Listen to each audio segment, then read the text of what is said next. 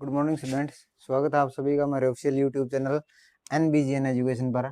आज क्लास 7 का acid base and salt के टॉपिक को कंटिन्यू करते हैं, जिसमें हमने क्या पढ़ा था, एसिडिटी या एसिड और बेस के बारे में पढ़ लिया था। भाई एसिड कौन से होते हैं, बेस कौन से होते हैं।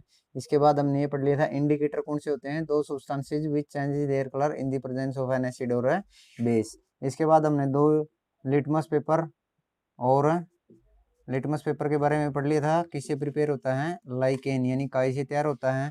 और क्या पढ़ा था, चाइना रोज, जो क्या करते हैं अपनी कलर को चेंज कर देते हैं in the presence of acid और बेस। इसके बाद हमने क्या पढ़ा था, इसके बाद हमने पढ़ा था न्यूट्रलाइजेशन रिएक्शन के बारे में। क्या पढ़ा था, न्यूट्रलाइजेशन रिएक्शन। तो न्यूट्रलाइजेशन रिएक्शन कौन सी होती है, जो एक दूसरे यानी एसिड बेस के प्रभाव को न्यूट्रलाइज कर देता है और बेस एसिड के प्रभाव को न्यूट्रलाइज कर देता है। यानी एसिड प्लस बेस मिलके क्या बना लेते हैं, साल्ट प्लस वाटर बना लेते हैं, साल्ट प्लस वाटर बना लेते हैं।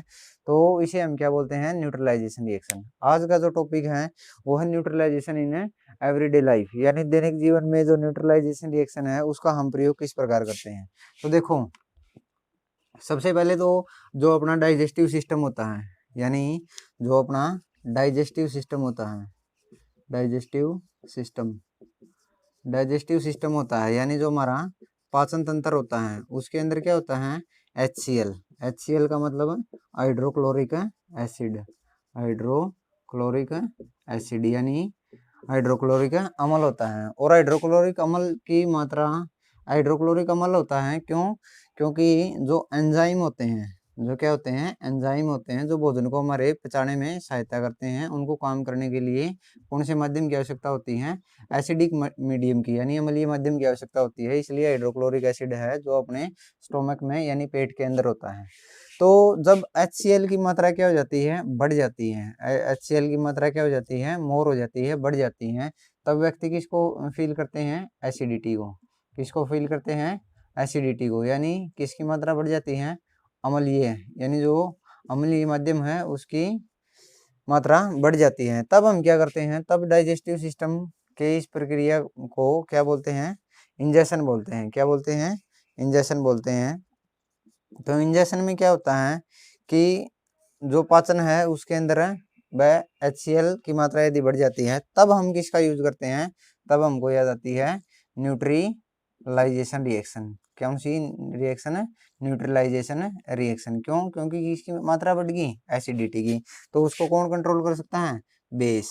तो जब भी बेस किसके साथ रिएक्ट करेगा, एसिड के साथ, तो क्या बन जाएगा, साल्ट प्लस वाटर। तो इस केस में बेस जो मोस्ट कॉमनली यूज किया जाता है वो आपके टेबल में भी मैंने आपको पढ़ाया था, कौन सा, मिल्क ऑफ है मैग्नीशिया। कौन सा, मिल्क ऑफ है मैग्नीशिया। और मिल्क ऑफ मैग्नीशिया में कौन सा बेस होता है, magnesium hydroxide, magnesium hydroxide, magnesium hydroxide, MgOH की ट्वाइस। तो ये आपका बेस होता है मिल्क ऑफ है मैग्नीशिया। तो किसी भी व्यक्ति जो एसिडिटी से पीड़ित होता है उसको जो टेबलेट या इनो वगैरह दी जाती है, ओजनली किसकी बनी होती है, मिल्क ऑफ है मैग्नीशिया की। तो मिल्क ऑफ मैग्नीशिया क्या है, आपका बेस। वो उस एसिड के साथ मिलकर क्या कर लेता है, न्यूट्रलाइजेशन रिएक्शन, और एक दूसरे के प्रभाव को वो खत्म कर देते हैं।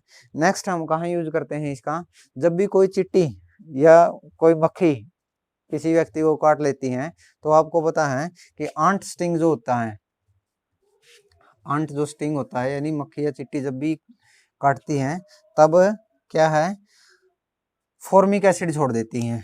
क्या छोड़ देती हैं, आंट स्टिंग से फॉर्मिक एसिड छोड़ती हैं। स्टिंग से क्या होता है, फॉर्मिक एसिड को वो छोड़ती हैं, फॉर्मिक एसिड यानी फॉर्मिक अम्ल। तो आपको पता है जब भी आपको क्या फील होता है, पेन फील होता है, यानी दर्द जब भी आपको फील होता है, पेन फील होता है, तो उसका रीजन होता है आंट स्टिंग फॉर्मिक एसिड को रिलीज कर देती हैं। किसको रिलीज कर देती हैं, फॉर्मिक एसिड को। तो जब भी आपका एसिड ज्यादा हो गया तो यहाँ क्या यूज करोगे आप, बेस। क्यों, क्योंकि एसिड प्लस बेस मिलके क्या बना लेंगे, न्यूट्रलाइजेशन रिएक्शन। तो यहाँ जो बेस यूज होता है वो कौन सा होता है आपका, वो होता है आपका बेकिंग सोडा। कौन सा होता है, बेकिंग सोडा। बेकिंग सोडा जिसे हम जिसका रासायनिक सूत्र है सोडियम हाइड्रोकार्बोनेट होता है, NaHCO3 सोडियम हाइड्रोकार्बोनेट, उसका यूज करके क्या कर देते हैं, एसिड और बेस मिलके क्या कर लेते हैं, न्यूट्रलाइजेशन रिएक्शन, और जो पेन है आपकी स्किन के अंदर वो क्या हो जाता है, दूर। तो न्यूट्रलाइजेशन रिएक्शन किस में हेल्प करती है, हमारी आंट स्टिंग में भी हमारी हेल्प करती है, यानी सहायता करती है, हमें दर्द या पेन से रिलीव देती है। नेक्स्ट क्या है, सोइल ट्रीटमेंट। सोइल ट्रीटमेंट क्या है, सोइल ट्रीटमेंट का मतलब है कि भूमि जो है आपकी, कई बार क्या होता है सोइल ट्रीटमेंट,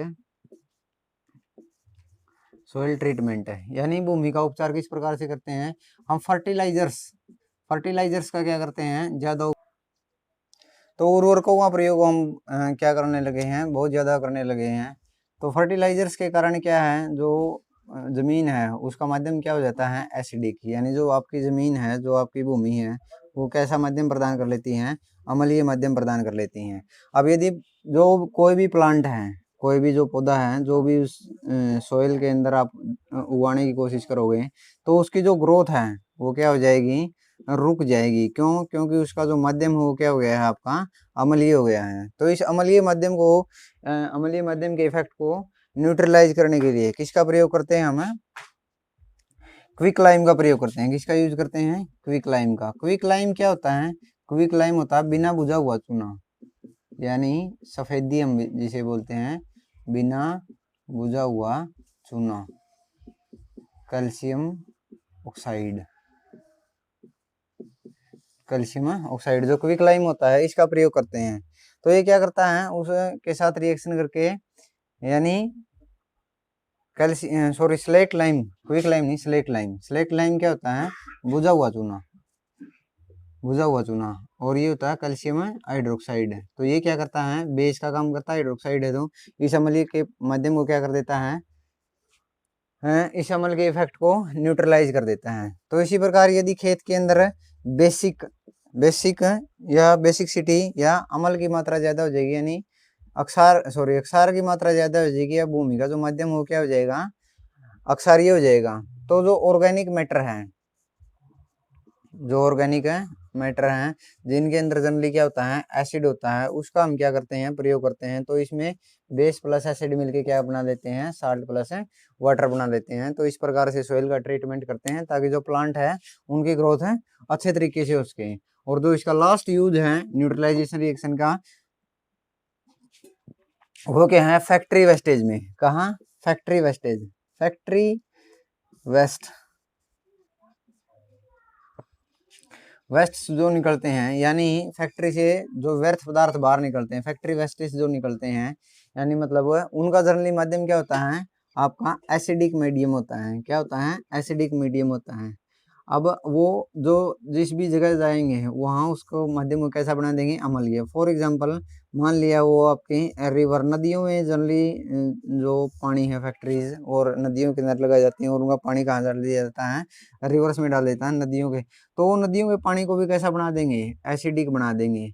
अब एसिडिक बना देंगे तो क्या होगा, जो एक्वेटिक ऑर्गेनिज्म है, एक्वेटिक ऑर्गेनिज्म है, यानी जो जलीय जीव हैं, वो जनरली किसके ऊपर डिपेंड रहते हैं, पानी के ऊपर। और पानी का माध्यम कैसा हो गया, एसिडिक हो गया, अम्लीय हो गया। तो क्या हो जाएगा, जो उनका जीवन हो वो खतरे में पड़ जाएगा एक्वेटिक ऑर्गेनिज्म का।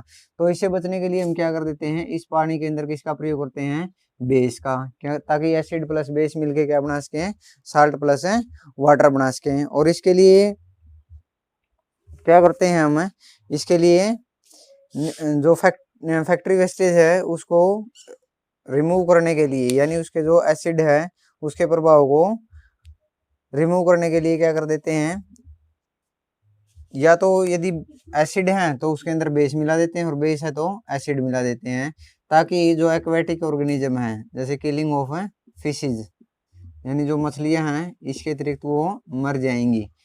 तो वो एक दूसरे के प्रभाव को कैंसिल आउट करके क्या कर देते हैं, साल्ट प्लस वाटर बना लेते हैं। और पानी का जो पीएच लेवल है दोबारा कितना हो जाता है, बैलेंस हो जाता है, क्योंकि पीएच कितना होता है, 7 होता है वाटर का। तो इसलिए वो 7 किसका होता है, न्यूट्रल का, यानी उदासीन का।